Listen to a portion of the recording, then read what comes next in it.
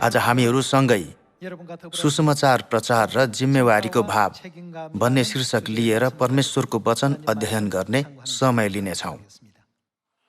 पिता यस पृथ्वीमा शरीरमा हुनुहुँदा उहाँले दासको मनस्थिति र मालिकको मनस्थिति भन्ने विषयमा धेरै शिक्षा दिनुभयो। मालिकले सधैँ आफूले गर्ने कामप्रति जिम्मेवारीको भाव लिएर काम गर्छ भने दासले चाहिँ समय कहिले बित्ला भन्ने सोच्दै परिणामको पनि वास्ता नगरी समय बित्ने कुरामा मात्र ध्यान दिएर काम गर्ने गर्छ। त्यसैले आज यो सब्बात दिनमा कि मैले अहिलेसम्म सुसमाचारको कार्य जिम्मेवारीको भाव लिएर गरिरहेको छु त भनेर आफूलाई फर्केर हेर्न सकेँ। गत 1 वर्षमा पनि पिता माताको आशिषले विश्वभरिका ठाउँ ठाउँमा थुप्रै सियोनहरू स्थापना भएका थिए। तर त्यो कार्य केवल जिम्मेवारीको भाव लिएका सन्तहरूले मात्र गरेको कार्य हो कि अथवा सबै सन्तहरूले गरेको कार्य होला भन्ने प्रश्न उठ्छ। हामी सबै अहिलेसम्म सुसमाचारप्रति जिम्मेवारीको भाव लिन अलि कमजोर भइरहेका छौँ कि भनेर मैले सोच्न पुगेँ। सुसमाचारको कार्यप्रति जिम्मेवारीको भाव लिएको मानिस चाहिँ मालिकको मनस्थिति लिएको मानिस हो भने सुसमाचारप्रति जिम्मेवारीको भाव नलिएको मानिस चाहिँ दासको मनस्थिति लिएको मानिस हो। फेरि भन्ने हो भने यो चाहिँ मेरो काम होइन भन्ने सोचाइ लिएकोले सधैँ मुखदर्शक भएर कसरी सुसमाचार अघि बढ्छ होला भनेर हेरेर बस्नु बाहेक अर्को विकल्प रहँदैन भन्ने कुरा हो। हाम्रो सुसमाचार चाहिँ पिता माताको सुसमाचार हो। पिता माताको सुसमाचार भएकोले यो चाहिँ आखिरमा मेरो सुसमाचार हो, हाम्रो सुसमाचार हो नि, होइन र? त्यसैले हामी सबैले जिम्मेवारीको भाव लिन आवश्यक छ। हामी सबै सियोनका परिवारहरूले आफ्नो मन, इच्छा र शक्ति एकत्रित गरेर परमेश्वरले चाहनु भए अनुरूप सामरिया र पृथ्वीको अन्तिम छेउसम्म यो सुसमाचार सुनाउन सक्ने गरी बल गर्नुपर्छ। कोरिया जापानको उपनिवेश बनेको बेलामा आन छाङ होङ नामका एकजना स्वतन्त्र अभियन्ता थिए। उनले यसो भनेका थिए, आफ्नो देशको स्वतन्त्रता प्राप्त गर्नको निम्ति सबै प्रजाले मालिकको मनस्थिति लिनुपर्छ। तर देश स्वतन्त्र भए पनि नभए पनि मेरो सरकारको विषय होइन भन्ने सोचाइ लिएका मानिसहरू पनि छन्। यो एकदमै दुःखको कुरा हो। यसकारण उनले जिम्मेवारीको भाव लिएको मानिस मालिक हो, जिम्मेवारीको भाव नलिएको मानिस चाहिँ पाहुना हो भन्ने एकदमै प्रसिद्ध लेख छोडेका थिए। स्वतन्त्रताप्रति जिम्मेवारीको भाव लिएका मानिसहरू मालिक भएकाले उनीहरूले आफ्नो जीवन, धन सम्पत्ति र आफ्नो युवावस्थालाई पनि देशको स्वतन्त्रताको लागि अर्पण गरेका थिए। तर पाहुनाको मनस्थिति लिएका मानिसहरू चाहिँ केही पनि नगरी त्यत्तिकै मुखदर्शक भएर मात्र बस्ने गरेका थिए। हाम्रो सुसमाचार पनि उस्तै हो। सुसमाचारप्रति जिम्मेवारीको भाव लिएका सबै मानिसहरूले मालिकको मनस्थिति लिएका हुन्छन् भने हेरेर मात्र बस्ने मानिसहरू चाहिँ पाहुनाहरू भएकाले हेरेर मात्र बस्ने गर्छन्। उनीहरूले यो त मेरो सरोकारको विषय होइन भन्ने यस्तो सोचाइ मात्र लिने गर्छन्। तर हामी सबैजना पिता माताले सुम्पनु भएको यो सुसमाचार पूरा गर्ने सङ्कल्प लिएर एकपटक परिश्रम गरौँ। परमेश्वरले सामरिया र पृथ्वीको अन्तिम छेउसम्म सुसमाचार प्रचार गर भन्नुभएको वचन मत्ती अध्याय 28 को पद 18 देखि 20 सम्म हेरौँ। तब येशू तिनीहरू कहाँ आएर भन्नुभयो, स्वर्ग र पृथ्वीमा समस्त अधिकार मलाई दिइएको छ। यसकारण जाऊ र सबै देशका जातिहरूलाई चेला बनाऊ। पिता र पुत्र र पवित्र आत्माको नाउँमा तिनीहरूलाई बप्तिस्मा देऊ। मैले तिमीहरूलाई आज्ञा गरेका सबै कुरा पालन गर्न तिनीहरूलाई सिकाऊ। हेर, म युगको अन्त्यसम्म सधैँ तिमीहरूको साथमा छु। यहाँ स्वर्ग र पृथ्वीमा समस्त अधिकार मलाई दिइएको छ। यसकारण तिमीहरू जाऊ र सबै देशका जातिहरूलाई चेला बनाऊ भनेर जानकारी दिनुभएको छैन र? यहाँ येशूज्यूले तिमीहरू भनेर ख्रिस्टको नयाँ करारको शिक्षा पाएका अर्थात् मुक्ति पाउने मानिसहरूलाई भन्नुभएको हो नि, होइन र? मुक्ति पाएका मानिसहरूले लिनुपर्ने एउटा जिम्मेवारी छ। त्यो कस्तो जिम्मेवारी हो त? जानुपर्ने जिम्मेवारी हो। के को निम्ति त? परमेश्वरको सुसमाचार सुनाउनको निम्ति। सबै जातिहरूलाई चेला बनाउनु नै हाम्रो जिम्मेवारी हो। अनि पिता र पुत्र र पवित्र आत्माको नाउँमा बप्तिस्मा दिनुपर्ने जिम्मेवारी पनि छ भने ख्रिस्टले सिकाउनु भएका सबै शिक्षाहरू पालन गर्न सिकाउनु पर्ने जिम्मेवारी पनि छ। तर यो जिम्मेवारीलाई व्यवस्था गरेर मुखदर्शक हुँदै अरूले गरिहाल्नुहुन्छ नि भनेर सोच्यो भने के हुन्छ होला त? यस प्रकारको सोचाइले त्यसबेला कोरियाको स्वतन्त्रतामा ढिलाइ भएको थियो। यसरी जापानको उपनिवेशको समयमा जिएका मानिसहरूको कुरा सुन्दाखेरि उनीहरूले कोरियाली नागरिक र कोरियामा रहेका जापानी सेनाहरूको सङ्ख्याबीच तुलना गरे। वास्तवमा त्यसबेला जापानी सेनाहरूलाई जित्नको लागि पर्याप्त सङ्ख्यामा कोरियाली नागरिकहरू त थिए, तर उनीहरूले त्यसो गर्न नसक्नुको कारण चाहिँ उनीहरूमा मालिकको मनस्थिति नभएकोले थियो, नत्र त त्यो कार्य अझ चाँडो हुने थियो। दाजुभाइ दिदीबहिनीहरू, हिजो आज यो सुसमाचारको कार्य पनि उस्तै हो। सुसमाचारमा मालिकको मनस्थिति लिएका मानिसहरू सुसमाचार राम्रो भएन भने दुखित हुने गर्छन्। तर सुसमाचार राम्रो नभए पनि केही पनि महसुस नगर्ने अनि राम्रो भए पनि खुसी नहुनेहरू पनि हुन्छन्। किन होला? पाहुना भएकोले हो। दाजुभाइ दिदीबहिनीहरू, बाइबलमा हामीहरू परमेश्वरका सन्तान हौँ भनिएको छ नि, होइन र? हामीहरू अपरिचित होइनौँ, पाहुना पनि होइनौँ। हामीहरू सबै मालिक हौँ। हामीहरू मालिक हौँ भने हामीमा जिम्मेवारीको भाव हुनुपर्छ। आन्छाङले जिम्मेवारीको भाव लिएको मानिस मालिक हो, जिम्मेवारीको भाव नलिएको मानिस चाहिँ पाहुना हो भनेर दास र मालिक बीचको भिन्नतालाई पूर्ण रूपमा छुट्याइदिएका थिए। त्यसो हो भने सुसमाचारप्रति जिम्मेवारीको भाव लिएका मानिसहरू सबै मालिक हुन् भन्न सकिन्छ। तर यदि हामीमा सुसमाचारप्रति जिम्मेवारीको भाव नै छैन भने म अझै पनि सियोनमा पाहुना पो हुँ कि भनेर आफैलाई एकपटक प्रश्न गर्न आवश्यक छ। यसकारण येशूज्यूले 2000 वर्ष अघि यो पृथ्वीमा आउनुहुँदा गएर सारा जातिहरूलाई चेला बनाऊ भन्नुभयो। येशूज्यूले बोल्नुभएका ती मानिसहरू सबै नयाँ करारको सत्यताभित्र रहेका परमेश्वरका सन्तान थिए, परमेश्वरका प्रजा थिए। उनीहरूले गएर जिम्मेवारीको भावका साथ गर्नुपर्ने कार्य भनेकै सामरिया र पृथ्वीको अन्तिम छेउसम्म सुसमाचार प्रचार गर्ने कार्य थियो। यदि कसैले सुसमाचार राम्रो भए पनि नराम्रो भए पनि ठिकै छ, मण्डलीमा कुनै गाह्रो अवस्था आइपरे पनि नपरे पनि ठिकै छ भन्ने सोचाइ लिएको छ अनि वातावरण परिवर्तन भए पनि केही महसुस गर्दैन र त्यहाँ मन लगाउँदैन भने ऊ आत्मिक रूपमा पाहुना भएकोले त्यसो गरेको हो। दाजुभाइ दिदीबहिनीहरू, हाम्रो सियोन चाहिँ केही पास्टरहरू र केही सन्तहरूले मात्र कार्य गर्ने ठाउँ होइन। हामी सबै सँगै एकतामा रहेर कसो गरेमा सामरिया र पृथ्वीको अन्तिम छेउसम्म यो सुसमाचार प्रचार गर भन्नुभएका पितामाताको इच्छालाई पूरा गर्न सकिन्छ होला भनेर सोच्नुपर्छ। हामीहरू सबै मालिकको मनस्थिति र जिम्मेवारीको भाव लिएर अघि बढ्यौँ भने परमेश्वरले निश्चय नै हामीले कल्पना पनि नगरेको त्यस्तो आश्चर्यको कार्य पूरा गरिदिनुहुनेछ। दाजुभाइ दिदीबहिनीहरू, हामी सबै सियोनका परिवारहरूले पनि म 2 सिक्का भए पनि परमेश्वरलाई अर्पण गर्नेछु, म परमेश्वरलाई 5 सिक्का अर्पण गर्नेछु भन्ने यस्तो जिम्मेवारीको भाव लिनुपर्छ।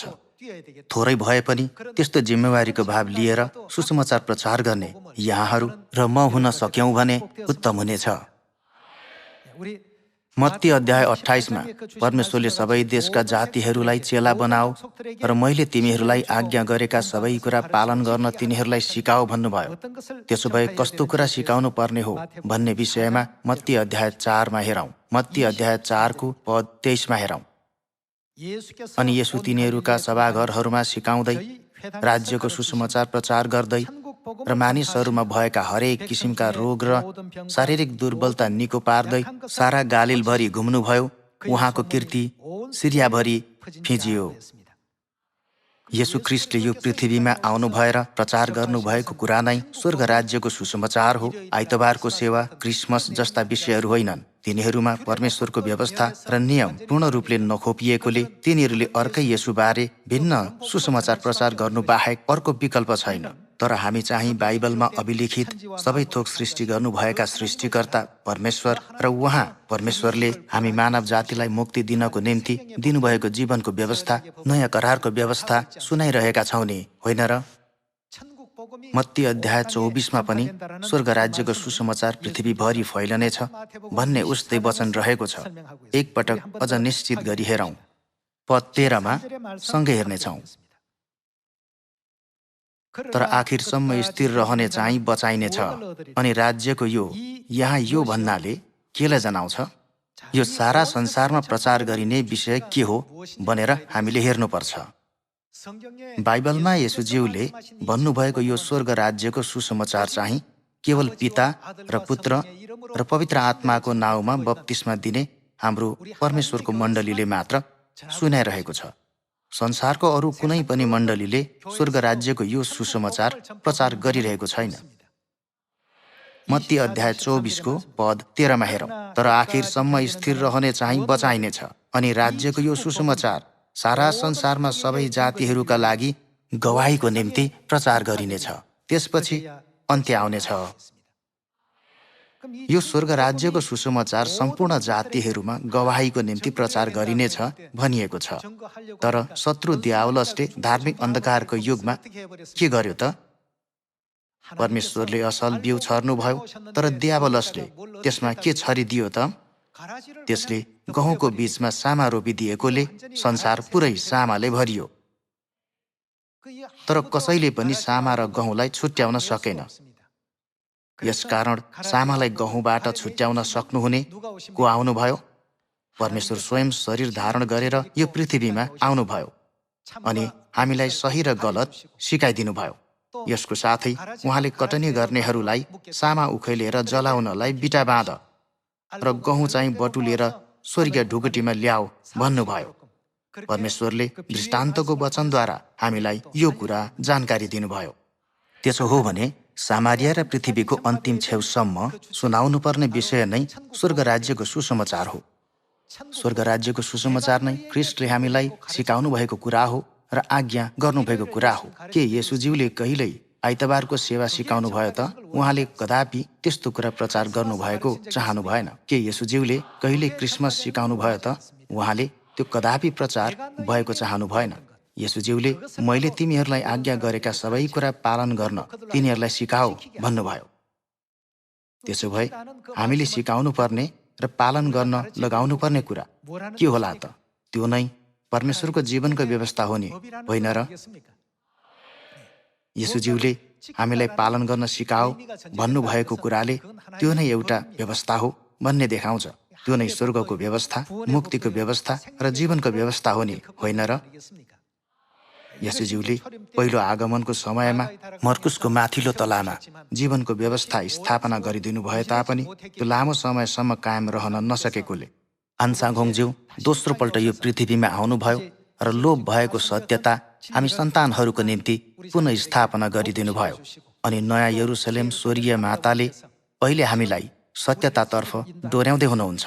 यसकारण परमेश्वरको साँचो प्रजालाई स्वर्ग राज्यको सुसमाचार प्रचार गरिएको छ अनि पृथ्वीको अन्तिम छेउसम्म प्रचार गरिने कुरा पनि स्वर्ग राज्यको सुसमाचार हो भनेर जानकारी दिइएको छ।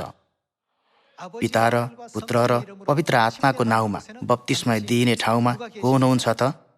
पवित्र आत्मा र दुलही हुनुहुन्छ। प्रेरित यूहन्नाले दर्शन देख्दा कसलाई देखेका थिए त?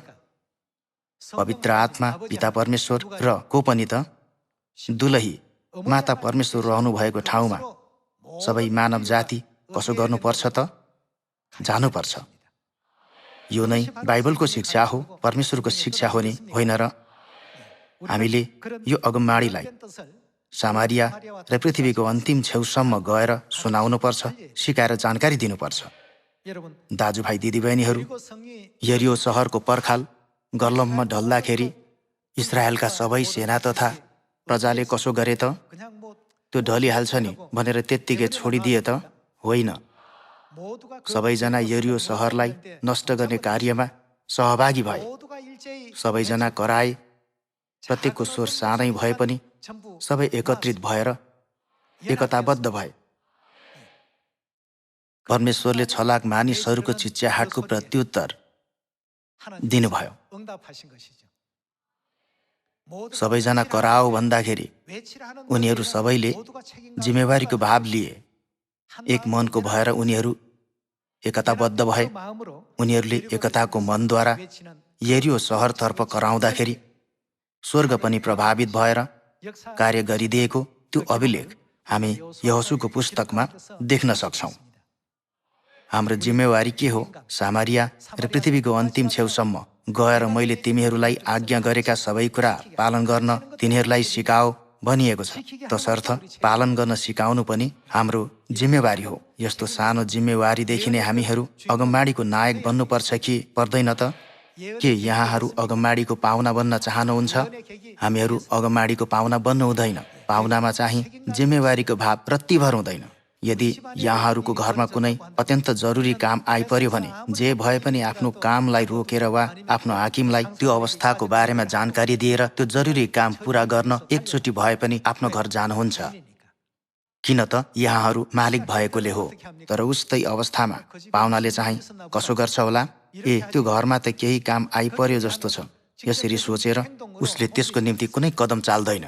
स्वर्गीय पितामाताले मत्ती अध्याय 28 मार्फत सारा जातिहरू कहाँ गएर सामारिया र पृथ्वीको अन्तिम छेउसम्म यो सुसमाचार प्रचार गर र मैले तिमीहरूलाई आज्ञा गरेका सबै कुरा पालन गर्न तिनीहरूलाई सिकाओ भनेर अनुरोध गर्नुभएको छ।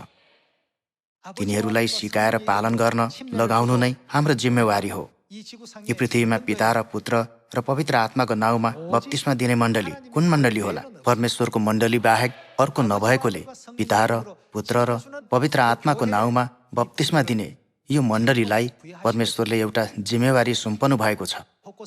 अहिले हाम्रा थुप्रै सन्तहरू नजिकै रहेको स्थानीय क्षेत्रहरूमा अल्पकालीन मिसनमा जान र आफ्ना छरछिमेकलाई प्रचार गर्न जोसका साथ उठ्नु भएको छ। बाइबलमा यो सुसमाचार सामारियामा र पृथ्वीको अन्तिम छेउसम्म प्रचार गरिनेछ भनिएको छ। पद 14मा दिएको वचनमा हेर्दा यो सुसमाचार सारा संसारमा गवाहीको निम्ति के गरिनेछ भनिएको छ त? प्रचार गर्ने जिम्मेवारीको भाव लिएर अहिले विश्वका सबै मण्डलीहरू उठिरहेकाले अब चाँडै नै परमेश्वरको इच्छाभित्र 10,000 सियोनहरू विश्वको ठाउँ ठाउँमा स्थापना हुनेछ। त्यसलाई हेरेर मात्र बस्ने होइन कि अब हामीहरू पनि त्यो कार्यको नायक नायिका बन्नुपर्छ। दाजुभाइ दिदीबहिनीहरू, यहाँहरूले कुनै नाटक अथवा चलचित्र हेर्नुभयो भने त्यहाँ मुख्य पात्रले के गर्छ त? त्यहाँ देखा पर्ने मुख्य पात्र चाहिँ सबैभन्दा सही काम गर्ने मानिस हुन्छ नि, होइन र? यदि मुख्य पात्रले केही गरेन भने त्यो नाटक हेर्ने दर्शक कोही पनि हुँदैन। अहिले स्वर्गका स्वर्गदूतहरूले ठूलो पर्दामा यो पृथ्वीलाई नियालेर हेरिरहेका छन्। तर यदि मुख्य पात्र भएका हामीहरूले केही पनि गरेनौँ भने उनीहरूले ओहो कस्तो दिक्क लाग्दो भन्ने छन्। दर्शकहरूको मूल्याङ्कन स्तर पनि घट्दै जानेछ नि, होइन र? मुख्य पात्रहरूले एक्टिभिटिजहरू गर्नुपर्छ, सधैँ सक्रिय हुनुपर्छ। फेरि भन्नुपर्दा हामीमा सधैँ जिम्मेवारीको भाव हुनुपर्छ। यो सुसमाचार चाहिँ हामी सबै सियोनका परिवारहरू, परमेश्वरका सन्तानहरूले गर्ने कार्य हो भन्ने जिम्मेवारीको भाव लिएर कार्य गर्ने हामीहरू जसरी पनि हुन सकौँ। अब सामारिया र पृथ्वीको अन्तिम छेउसम्म सुनाउनु पर्ने यो स्वर्ग राज्यको सुसमाचार नै नयाँ करारको सत्यता हो भन्ने कुरा कलसी अध्याय 1 मार्फत अध्ययन गरौँ। कलसी अध्याय 1 को पद 23मा हेरौँ। यदि तिमीहरू आफ्ना विश्वासमा अचल र स्थिर भइरह्यौ र तिमीहरूले सुनेका सुसमाचारको आशाबाट हटेनौ भने यही नै त्यो सुसमाचार हो जो स्वर्गमुनि हरेक प्राणीलाई के गरिएको छ? प्रचार गरिएको छ। जसको म पावल के भएँ भनिएको छ? धर्मसेवक भएँ भनिएको छ।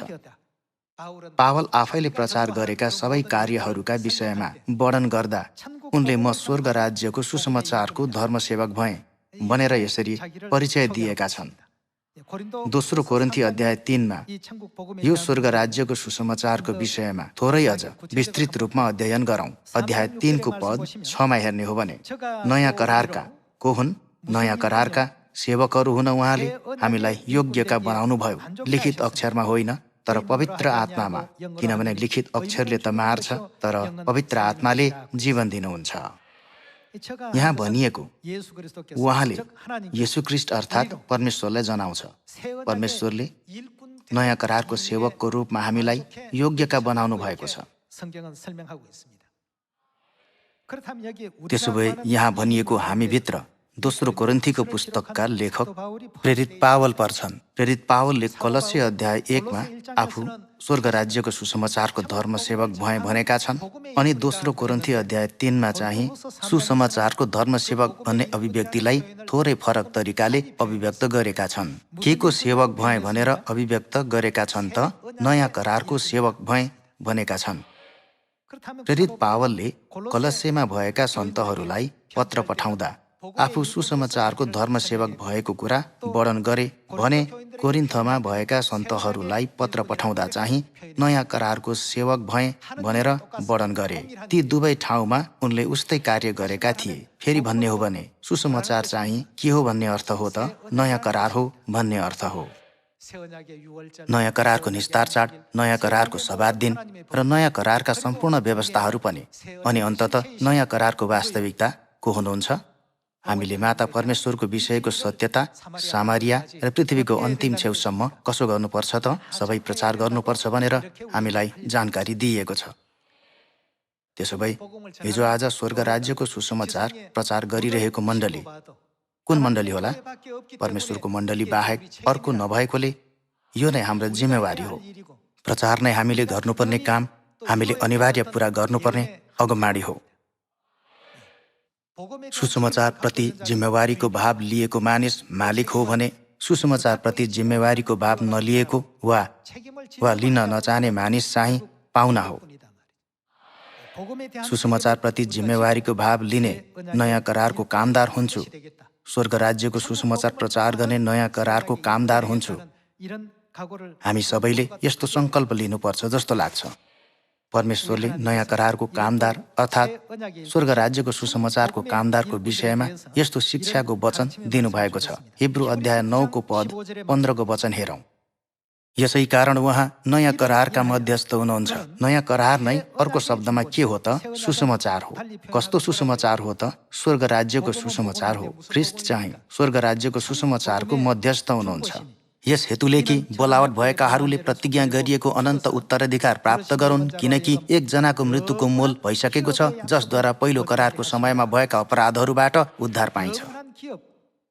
अनन्त उत्तराधिकारले स्वर्ग राज्यलाई जनाउँछ। हामीले स्वर्गको प्रतिज्ञा केद्वारा प्राप्त गर्न सक्छौँ? नयाँ करार अर्थात् स्वर्ग राज्यको सुसमाचारद्वारा हो नि। त्यसैले सम्पूर्ण मानव जातिलाई अनन्त स्वर्ग राज्यमा डोर्याउनको निम्ति हामीले सिकाउनु पर्ने, प्रचार गर्नुपर्ने कुरा नै के हो त? नयाँ करार हो। थुप्रै आत्माहरूले परमेश्वरको सुसमाचारको वचन सुन्न सक्ने गरी उनीहरूलाई मौका दिनुपर्छ। यसरी सुसमाचारप्रति जिम्मेवारीको भाव लिएर साँच्चै मालिकको स्थानमा रही यो सुसमाचार सामरिया र पृथ्वीको अन्तिम छेउसम्म अनुग्रहात्मक तवरले प्रचार गर्न कोसिस गर्ने हामी सबैजना हुन सकौँ। पहिलो कोरिन्थी अध्याय 9को पद 11मा सँगै हेरौँ। यदि हामीहरूले तिमीहरूका माझमा आत्मिक बिउ रोपेका छौँ भने र तिमीहरूको भौतिक सम्पत्तिको कटनी गर्यौँ भने के त्यो अति भयो र? यदि अरूहरूले तिमीहरूमाथि यस मुनासिब हकको दाबी गर्छन् भने के हाम्रो अझ बढी हक छैन? तापनि हामीले त यस हकको प्रयोग गरेका छैनौँ, तर ख्रिस्टको सुसमाचारमा बाधा नपारौँ भनेर बरु हामी सबै कुरा सहन्छौँ। के तिमीहरूलाई थाहा छैन कि मन्दिरमा सेवा गर्नेहरूले मन्दिरका थोकहरूबाट खान्छन् र वेदीका सेवा गर्नेहरूले बलिबाट हिस्सा लिन्छन्? ऋणै सुसमाचार प्रचार गर्नेहरूले पनि सुसमाचारबाटै जीविका चलाउन् भनी प्रभुले आज्ञा गर्नुभयो। तर यी हकहरूमध्ये मैले कुनै प्रयोग गरेको छैन र मेरो निम्ति यस्तै प्रबन्ध होस् भनेर मैले यी कुरा लेखेको होइन, किनभने मेरो गर्व गर्ने कुरादेखि कसैले मलाई वञ्चित गराउनुभन्दा बरु म मर्नु असल छ। किनभने यदि मैले सुसमाचार प्रचार गरे भने त्यसमा मैले घमण्ड गर्ने केही कारण छैन, किनकि यसो गर्न म बाध्य छु भनिएको छ। यसो गर्न म बाध्य छु भन्ने कुरालाई संक्षेप गर्ने हो भने जिम्मेवारी छ भन्ने अर्थ हो। प्रेरित पावलले यो सुसमाचार प्रचार गर्नु नै मेरो जिम्मेवारी हो, मेरो कर्तव्य हो भनेका छन्। प्रेरित पावलको जस्तो मनस्थिति लियौँ भने हामी पनि सुसमाचारको मालिक कहलिन सक्नेछौँ। यदि मालिक नै भए तापनि सुसमाचार राम्रो भए पनि नराम्रो भए पनि ठिकै छ भन्ने सोच्दै थाहै नपाई परमेश्वरको सुसमाचारलाई विरोध गर्न पुग्यो भने के हुन्छ होला? हामीहरू कदापि यस्तो मूर्खतापूर्ण परिस्थितिमा पर्नु हुँदैन। किनकि यदि मैले सुसमाचार प्रचार गरे भने त्यसमा मैले घमण्ड गर्ने केही कारण छैन, किनकि यसो गर्न म बाध्य छु। सुसमाचार प्रचार गर्नु नै मेरो जिम्मेवारी हो भन्ने अर्थ हो। यदि सुसमाचार प्रचार गरिन भने मलाई के छ? धिक्कार छ भनिएको छ। दाजुभाइ दिदीबहिनीहरू, हामीहरू प्रेरित पावलको जस्तै उही अवस्थामा छौँ। प्रेरित पावलले नयाँ करारको कामदारको रूपमा स्वर्ग राज्यको सुसमाचार प्रचार गरेका थिए भने हामीले पनि नयाँ करारको कामदारको रूपमा स्वर्ग राज्यको सुसमाचार प्रचार गर्नुपर्छ। हामी नयाँ करारका कामदारहरू हौँ। त्यसो हो भने प्रेरित पावलले म सुसमाचारको कार्य गर्न बाध्य छु भने जस्तै हामी पनि जिम्मेवारीको भाव लिएर यो सुसमाचार प्रचार गर्न बाध्य हुनुपर्छ। त्यसो गर्दा प्रेरित पावलले अन्त्यमा के भनेका थिए त? मैले उत्तम लडाई लडेको छु, मैले दौड सिद्ध्याएको छु, मैले विश्वासलाई बचाइराखेको छु, अब उपरान्त मेरो निम्ति धार्मिकताको मुकुट राखिएको छ भनेका थिए नि, होइन र? जिम्मेवारीको भाव लिएर आफ्नो कार्य पूरा गरेका प्रेरित पावललाई परमेश्वरले प्रतिज्ञा गर्नुभए अनुसार अनन्त उत्तराधिकारको इनाम र आशिष प्रदान गर्नुभयो भन्ने अर्थ होइन र? दोस्रो तिमोथी अध्याय 4 पद 6 हेरौँ। किनभने म त बलिको रूपमा अर्पण हुन लागेको छु र मेरो विदाईको बेला आएको छ। मैले यो संसार छोड्ने समय भइसकेको छ भन्ने अर्थ हो। पद 7 हेर्ने हो भने मैले उत्तम लडाई लडेको छु, मैले दौड सिद्ध्याएको छु, मैले विश्वासलाई बचाइराखेको छु, अब उपरान्त मेरो निम्ति धार्मिकताको मुकुट राखिएको छ, जो धार्मिकताका न्यायाधीश प्रभुले त्यस दिन मलाई दिनुहुनेछ र मलाई मात्र होइन तर उहाँको पुनरागमन प्रिय मान्नेहरू सबैलाई दिनुहुनेछ। आफ्नो सबै जिम्मेवारी पूरा गरेको मानिसले आफ्नो जीवनको अन्तिम घडीलाई खुसीसाथ यसरी स्वागत गर्न सक्नेछ। त्यसो हो भने यसको अगाडिको पदमा कस्तो विषय छ भने अध्याय 4 पद 1 एकपटक हेरौँ अनि त्यसलाई पद 6 वचनसँग जोडेर अध्ययन गर्दै परमेश्वरको इच्छा बुझौँ। अध्याय 4 पद 1 हेरौँ। परमेश्वरको सामने र जिउँदा र मरेकाहरूको इन्साफ गर्न आउनुहुने ख्रीष्ट येशूको सामने अनि उहाँको आगमन र राज्यलाई ध्यानमा राखेर म तिमीलाई कडा आज्ञा दिदछु। के गर त? वचन प्रचार गर, किनभने यो नै हाम्रो जिम्मेवारी हो। जिम्मेवारीको भाव लिएकाहरू चाहिँ मालिक हुन्। यसै कारण वचन प्रचार गर, समय र बेसमयमा तत्पर बस, अर्ती देऊ, हप्काऊ, उत्साह देऊ र धैर्यमा र शिक्षा दिने कुरामा नचुक, किनकि यस्तो समय आउँदैछ जब तिनीहरू ठिक शिक्षालाई नसहने हुनेछन् तर आफूलाई मन परेका कुरा मात्र सुन्न चाहनेछन् र आफ्नो रुचि अनुसार शिक्षकहरू थुपार्नेछन् र सत्य कुरा सुन्नदेखि तर्किजानेछन्, दन्त्य कथाहरूतिर बरालिनेछन्। तिमी चाहिँ दरिला हौ, कष्ट भोग, कसको काम गर? प्रचारकको काम गर र तिम्रो सेवाको काम पूरा गर भनिएको छ। जिम्मा दिएको जुनसुकै कार्यप्रति इमान्दार हौ भनेर हामीलाई बाइबलमा स्पष्टसँग भनिएको छ। उनले आफ्नो विश्वासको जीवनकालमा परमेश्वरको सुसमाचार वचन मात्र प्रचार गरेकाले उनी एकदमै खुसी भए। अब उपरान्त मेरो निम्ति धार्मिकताको मुकुट राखिएको छ। धार्मिकताका न्यायाधीश प्रभुले त्यस दिन मलाई दिनुहुनेछ र मलाई मात्र होइन तर उहाँको पुनरागमन प्रिय मान्नेहरू सबैलाई दिनुहुनेछ। दाजुभाइ दिदीबहिनीहरू, यस्तो विश्वास लिँदै नयाँ करारको कामदारको रूपमा सुसमाचारप्रति जिम्मेवारीको भाव लिएर कार्य गर्ने यहाँहरू र म जसरी पनि हुन सकौँ, के यसो गर्न चाहनुहुन्छ? 10 सिक्काको दृष्टान्तमा 5 सिक्का पाउने नोकर थियो। अनि 2 सिक्का पाउने नोकर पनि थियो। मालिक टाढाको देशमा जान लाग्दा उनले ती नोकरहरूलाई अझ धेरै सिक्काहरू कमाउन भनेका थिए। यो चाहिँ वास्तवमा सुसमाचार प्रचार गर्ने विषय हो। बाइबलमा व्यापारको रूपमा दृष्टान्त गरिएको भए पनि वास्तवमा यसले सुसमाचार प्रचारको कार्यलाई जनाउँछ। 5 सिक्का पाएको नोकरले सक्दो प्रयास गरेर आफ्नो जिम्मेवारी पूरा गर्यो। 2 सिक्का पाएको नोकरले पनि आफ्नो जिम्मेवारी पूरा गर्यो। तर 1 सिक्का पाएको नोकरले चाहिँ आफूले पाएको कुरा आफ्नो सरोकारको विषय होइन भन्ने सोचेर त्यसलाई त्यत्तिकै जमिनमा गाडेर राख्यो। यसरी जिम्मेवारीको भाव भएको मानिस चाहिँ मालिक हो भने जिम्मेवारीको भाव नभएको मानिस चाहिँ पाहुना हो। त्यसो भए येशूज्यूले यो नोकरलाई चाहिँ के भन्नुभयो त? त्यस बेकममा नोकरलाई बाहिर अन्धकारमा फालिदेऊ। त्यो यहाँ रहनुको कुनै अर्थ छैन, किनभने यो चाहिँ मालिकका सन्तानहरू मात्र बस्ने ठाउँ हो। तिनीहरू यो ठाउँमा आउन योग्यका नभएकाले तिनीहरूलाई अन्धकारमा फालिदेऊ। परमेश्वरले त्यसबाट त्यो सिक्का खोस र जससँग 10 सिक्का छ त्यसलाई देऊ पनि भन्नुभयो।